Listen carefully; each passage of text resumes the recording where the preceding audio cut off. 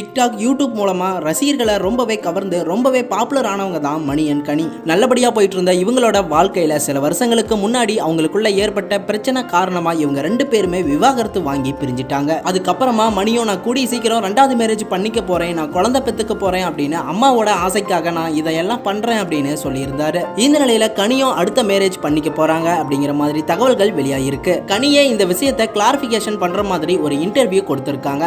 அதுவும் அவங்களோட புது பார்ட்னரான ஸ்ரீதர் கூட ரெண்டு பேரும் சேர்ந்து இந்த இன்டர்வியூ கொடுத்திருக்காங்க. அதாவது அதுல நாங்க ரெண்டு பேரும் முதல்ல சந்திச்ச இடம் அப்படின்னு பாத்தீங்கன்னா பழனி தான். நாங்க ரெண்டு பேரும் ஒரே சிட்டியை சேர்ந்தவங்க தான் அப்படிங்கிறது இதுக்கு முன்னாடி தெரியாது. அதுக்கப்புறமா பேசணும், மீட் பண்ணோம், எல்லாமே எங்களுக்குள்ள செட் ஆயிருச்சு. அதுக்கப்புறமா நாங்க ரெண்டு பேரும் ரீல்ஸ் பண்ண ஆரம்பிச்சோம். கடவுள் எனக்காக மறுபடியும் ஒரு கிஃப்டா எனக்கு இவரை கொடுத்திருக்காரு அப்படின்னு தான் சொல்லணும். நான் தனியா தான் ரீல்ஸ் பண்ணுவேன், யாரு கூடவும் சேர்ந்து நான் ரீல்ஸ் பண்ண மாட்டேன். எனக்கு அது கம்ஃபர்டபுளா இருக்காது. இவர் கூட நான் சேர்ந்து ரீல்ஸ் பண்ணதுக்கு காரணம் இவர்கிட்ட எல்லா கம்ஃபர்டபுளும் எனக்கு கிடைச்சிருக்கு. நாங்க முதல்ல ரெண்டு பேரும் சேர்ந்து கனிமா சாங்க்கு தான் ரீல்ஸ் பண்ணி போட்டோம். இந்த சாங் இப்ப இவ்வளவு வைரல் ஆகும் அப்படின்னு நாங்க கொஞ்சம் கூட எதிர்பார்க்கல. நிறைய பேர் இதுக்கு பாசிட்டிவ் கமெண்ட்ஸ் பண்றாங்க, நிறைய பேர் நெகட்டிவ் கமெண்ட்ஸும் கொடுத்துட்டு இருக்காங்க. அவங்க எல்லாருக்கும் நான் அப்ப பதில் கொடுத்துட்டு தான் நான் இருக்கேன். அது மட்டும் இல்லாம இவ்வளவு நாளா நான் கப்பல் வீடியோ போடாததுக்கு காரணமே யாருமே எனக்கு கம்ஃபர்டபுளா இல்லை.